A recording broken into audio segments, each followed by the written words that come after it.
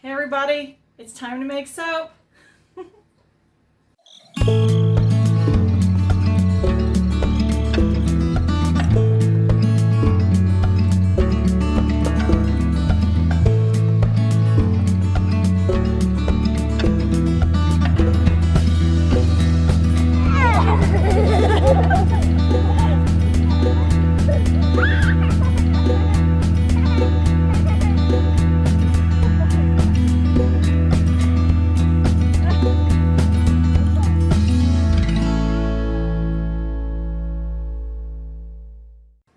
Welcome back to White Pine Homestead, everybody. We are making a really basic soap today that I use and am going to be using with the lard that we rendered earlier this year, and actually leftover lard from last year is what I'm using up first.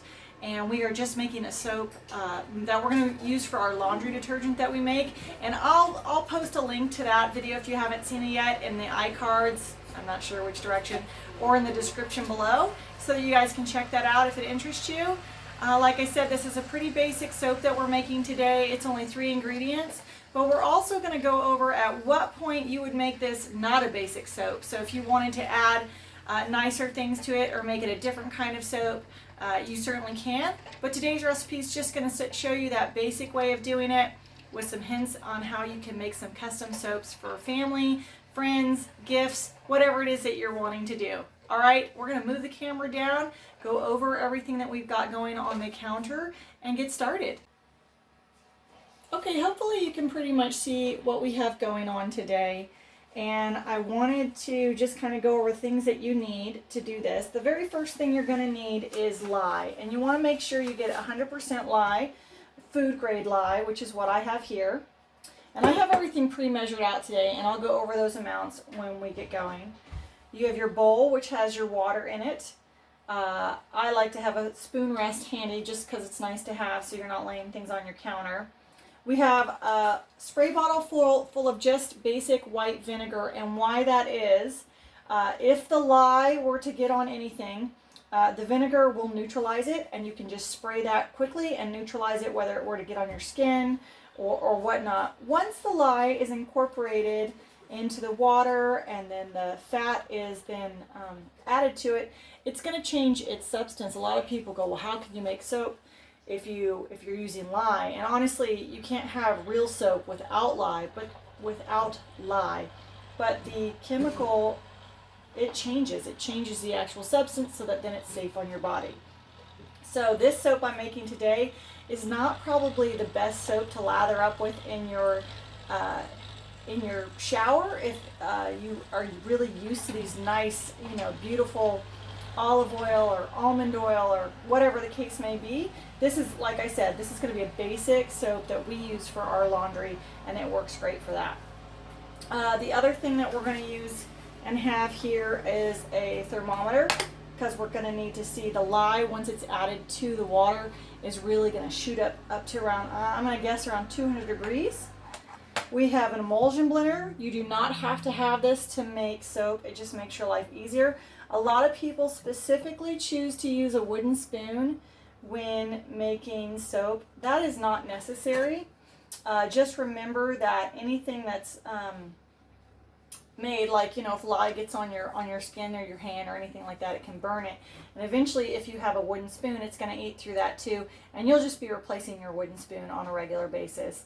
I'm choosing not to do that. I'm choosing to use stainless steel, which is not going to harm it at all, and I can just clean that, and I don't have to replace my spoon after a period of time. And then there's your different kind of molds. I have this mold, which just makes a big log of soap if you wanted to. I got this at, I don't know, I think I got it on Amazon.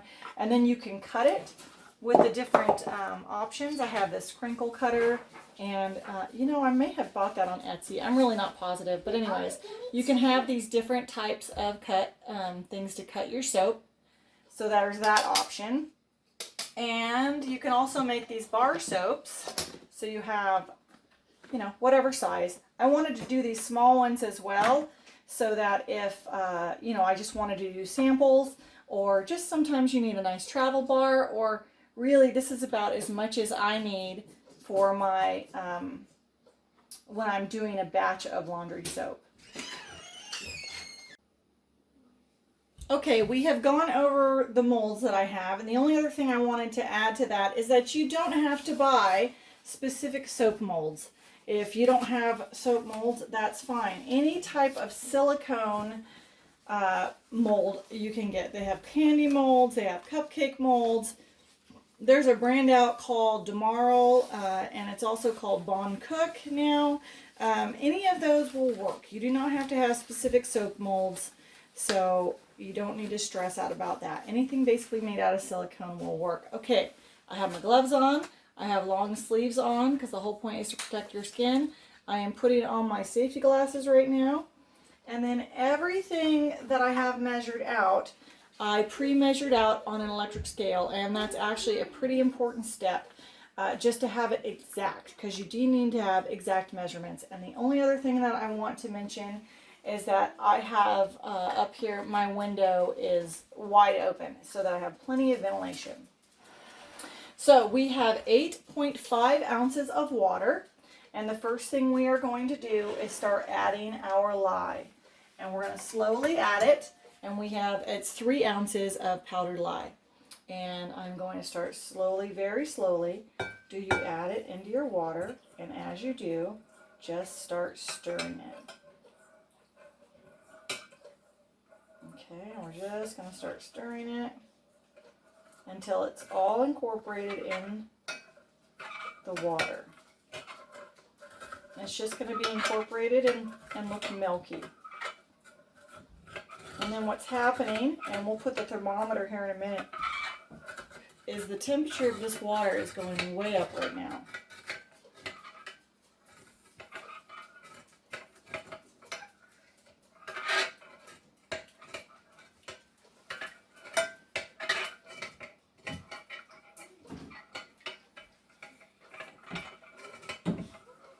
And you're not going to hear me talk a lot right now because I don't want to breathe this a whole bunch.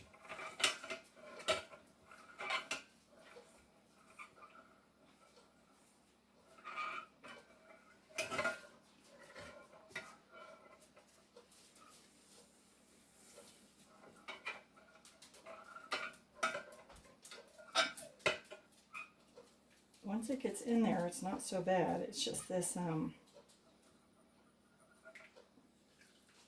getting it in there. Okay, I'm gonna do that a little bit, loosen that little bit up.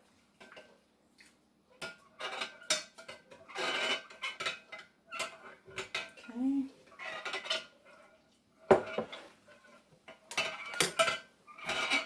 And this actually, it wouldn't be bad to wear a mask when you're doing this, or covering your mouth up. It's actually pretty wise. Now I can actually see steam coming up from this. Let's see what temperature we're at. There we go, she's shooting right up.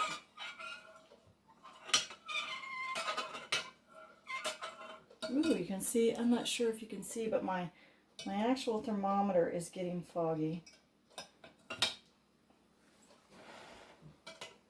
I'm just going to let it keep going.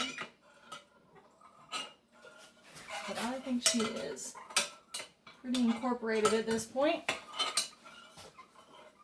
I'm not really seeing any crystals. And then what we're going to do is we're actually going to walk away for a little bit and let this cool down, because you can't add the fat to it until it is down to about 110 degrees. And right now,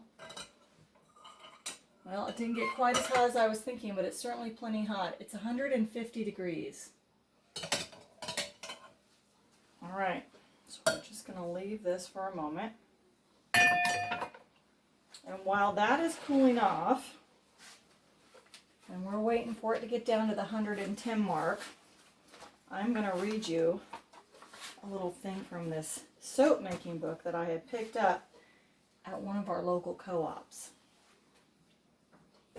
So I had picked this little pamphlet booklet up at our local co-op at the next town over from us, and it says how to make soap without burning your face off. And it just made me laugh, and I picked it up, And although he's made it all, you know, kind of like a little handwritten book, it's wonderful. It has a lot of information. Now, I'm not using the recipe in this book today, but it goes over the good fats for hardening, good fats for lathering, good fats for moisturizing, and then super fats, as he calls them. But his recipe actually makes 48 bars of soap, and I'm not making a giant batch like that today, and I don't even have molds enough to do that. I suppose I could find enough things to fill up silicone-wise, because I actually do have quite a few of the Demarl molds, so I could do that. But anyways, I'm not doing that today. I'm doing a smaller batch. But I wanted to read this little thing in here that said, first, a history lesson. Soap in its most basic form is created by combining some form of fat with a strong alkaline substance, a process called saponification. There are many theories about how humans got a handle on saponification. A popular legend is that soap was discovered in ancient Rome on a mountain called Sapo. Maybe you've heard this. According to the story, when the fat from the sacrificed animals ran down the side of the mountain to a river below, it mixed with the ashes from the burnt offerings, and a crude soap formed in the river water. Thus, the good people of Sapo were able to do their laundry. While this story is really fun and creepy, it's not true. Nobody can find anything resembling Mount Sapo, and no one in Rome wrote about the phenomenon either. Sorry, kids, I know how much you like that gross story. In reality, soap, in its modern formulation, has been in use all over the world since the early centuries of the Common Era. For most of that time, soap was made on a very small scale and mostly used for laundry and household cleaning, as it was usually too harsh for bathing. Increasing awareness of hygiene and its ability to curb the spread of disease led to the large-scale industrial manufacturing of soap in the late 18th century. By the time the Industrial Revolution rolled around, it was pretty normal to buy things instead of making them, and handmade soap became more of a rarity. It's funny then that today artisanal soaps are a sort of fancy treat for people, which obviously is pretty full circle compared to what it once was. But kind of our household is all about getting back to the basics and, you know, learning how to make things on our own and not having to rely for everyone else to do those for us. So I just thought that was a great little piece of history that I wanted to share. So when this lye gets back down to about 110 degrees, I am going to bring you back, show you how we add the fat and how we get it mixed together real well and to what level we need to do that. All right, we'll see you shortly. Okay, our temperature is down to between 125 and 110, which is actually right where we want it. And I'm going to remove this thermometer, and now we're going to start slowly adding in our fat. And like I said before, we are using the lard that we rendered. This is actually last year's that we rendered. And we are using 20 ounces. Once again, I weighed all of this out. So I want to get this. And I just don't, you know, I don't know if I could pour this in faster or not, but I just don't think when it comes to making soap that you need to splash it in there. Now, the big thing about this point is that it takes, you want to stir this and stir this and stir this and stir this, and I'm not exaggerating, until it gets to what's called trace. And doing it this way takes an extremely long time, and it's certainly doable, and lots of people do it this way. But what I am going to choose to do is use my emulsion blender, and I actually learned that from watching some other soap making videos. So don't just watch mine. There's some wonderful videos out there sharing how to make soap making videos. I just wanted to give you a very basic one today that I think would be helpful. So I am going to use the emulsion blender to get this to the stage that it needs to be. And I'll still need to use the emulsion blender for about a good 5 minutes. So if that makes you understand, I have to use the emulsion blender for about 5 minutes. And if I didn't use the emulsion blender, we would have to stir much, much longer. So let me get that in here and speed this up a bit.